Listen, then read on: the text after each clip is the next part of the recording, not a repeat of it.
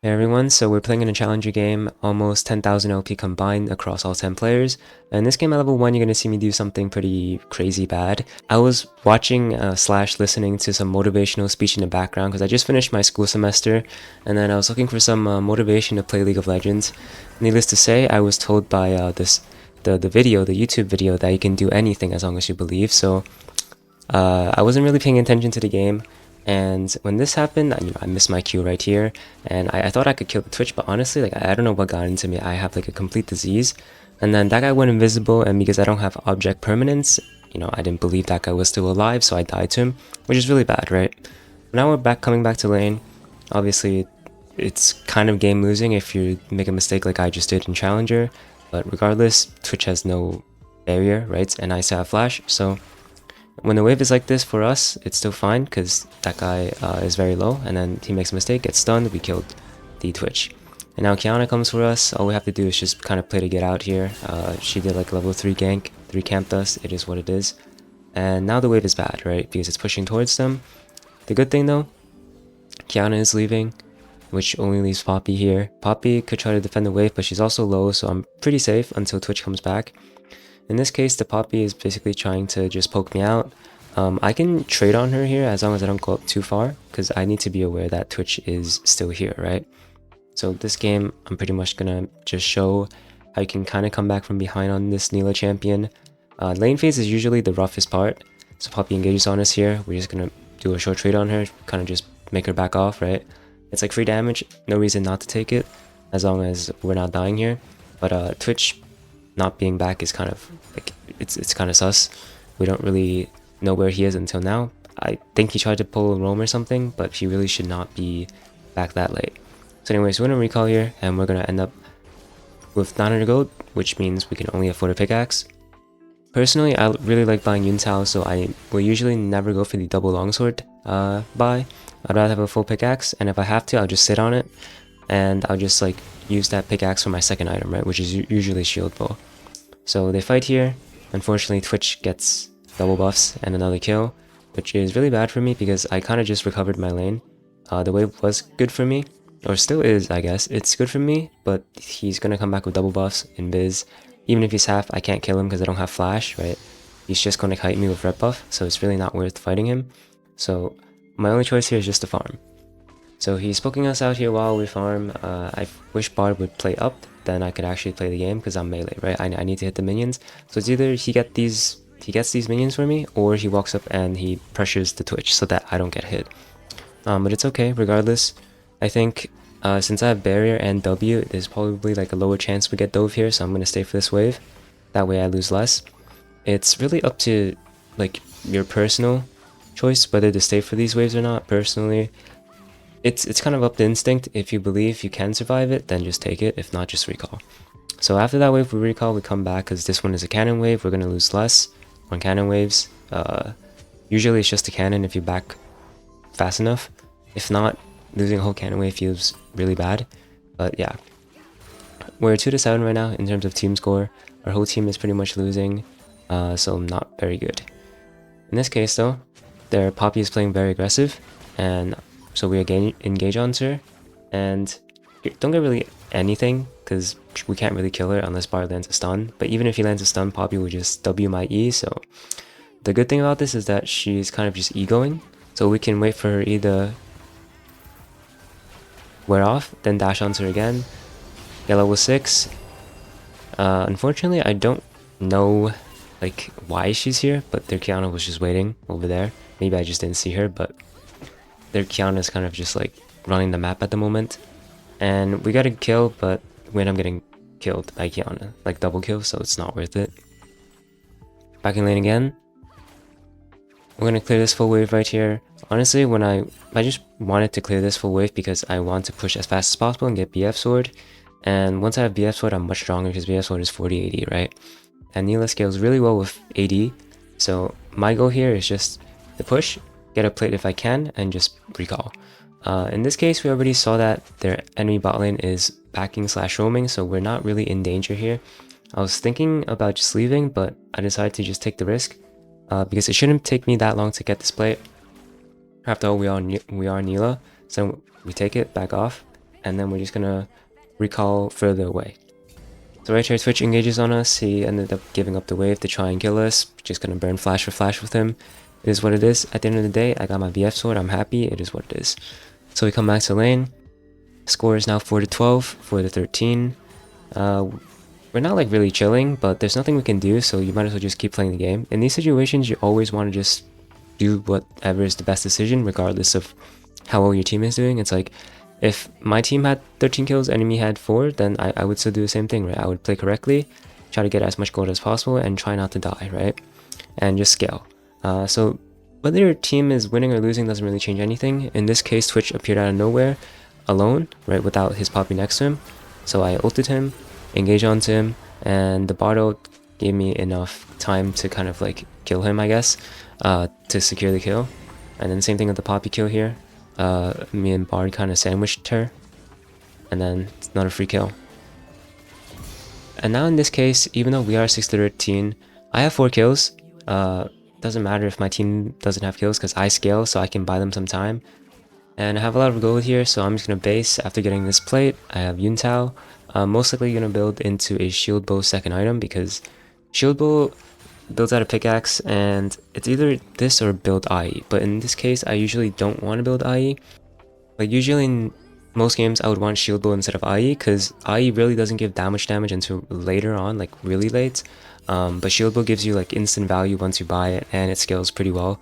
So that's one tool to help you survive as a melee character. In this case, Poppy's flanking us. Don't have to panic. You kind of just have to walk her around here and just hit her, stack conquer, so that even if we get ganked, we have like the most fighting power possible. Unfortunately, I think I get hit by everything, and the guy lives with 1 HP, so that's rather unfortunate. I kind of wish that my Bard hit the guy. He actually like full sent it instead of staying at full health, but it is what it is. And now in this case, this is probably the most tilting moment in the game, for me personally at least. I don't know about my teammates, but the fact that they get to like stay here for like 30 seconds and just kill me and live 1 HP is just kind of sad. Now they portal in, they go in and just like force it onto them, but I don't think it was worth it at the end of the day. Especially since Bard got the shutdown, but I guess it's a kill is a kill. It is what it is. And now we're back in lane again. Silas is trying to lane against us, and this guy's getting pretty low. I kind of want to dive him because I don't think it should be that hard to kill him when I'm almost 2 items. He steals my ult for some reason, gets stunned, so we didn't secure the kill, which is unlucky, because that would have been like a lot of gold towards me, which is good. But in this case, we're just gonna try and hit the tower. Kiana's dead. We don't get the gold, but it's fine because this is not really a game for me to carry solo. I would rather have teammates because we're kind of like full damage, right? We don't really have frontline, so if I have the frontline, I might get one shot. Okay, and then when I see Twitch engage on us like this with Silas, I'm just gonna go straight on the Twitch because he's their main damage source. Unfortunately, Twitch flash into poppy ult means that I can't kill him, but at least that means his flash is down. So our teammates are dead here. It is what it is. I feel like we're scaling comp, so as long as the Nexus doesn't explode, it is whatever. The main thing is we do have to keep our items up though, so what you really want is to never look at the actual like kill score, like 20-13. I mean, even if you look at the kill score, it's not that far apart. What you want to look at is the items. So if you look at the items and you have 2 items, enemies have 2 items, like you're doing fine, don't worry about it.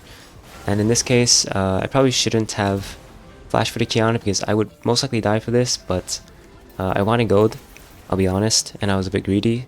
Probably could have played this a lot better, but Poppy San makes it kind of hard for me to fight, and I die. But in chaotic games like this, where you want to scale, trading kills is really not a bad thing at all because the enemies are on a timer, right? You're not really on the timer. They have champions like Silas, Poppy, Sion, against like KO, Akali, Jace, Nilah. Like, it's much worse for them than it is for us if they waste time like this and just like do nothing while trading kills. So this is kind of the environment that you actually want to be in if you want to win as a scaling champ, right? The worst thing is like, for example, if you're trying to play like Kassadin or something and you're trying to scale and the enemies are ahead and they don't do anything except take objective. So how do you come back, right? You can't because they're just taking every objective in the game. What you actually want is the enemies to fight you and give you a chance to kill them, get shutdowns, you know, get kills, and that's how you come back. So I actually really like this. For us at least, if I was on the enemy team, I would be like, guys, can we stop like coin flipping stuff and just like win the game? But yeah, this is really good for us. From like what 13 to 4 to like 23 and 16, Kiana engages on me here, but like honestly, she can never kill me alone. I'm pretty sure I could have double killed them here, but they both have, you know, sums, so I can't. But they won't end up dying anyways because they burn so much for me. It's not worth it for them. And that's really good for us, right? So like I said before, you really don't want to do this thing where when you're ahead, you just do random stuff. So they kill me, but 4 of them die. Is it really worth it for them? No. And then now we can go for Otacon as well. So games like this are kind of where Nilah shines the most, where, you know, if there's chaotic fighting, your ult and your presence, as long as you're equal items, like in this case, I farmed like not great, but good enough to kind of have items, right?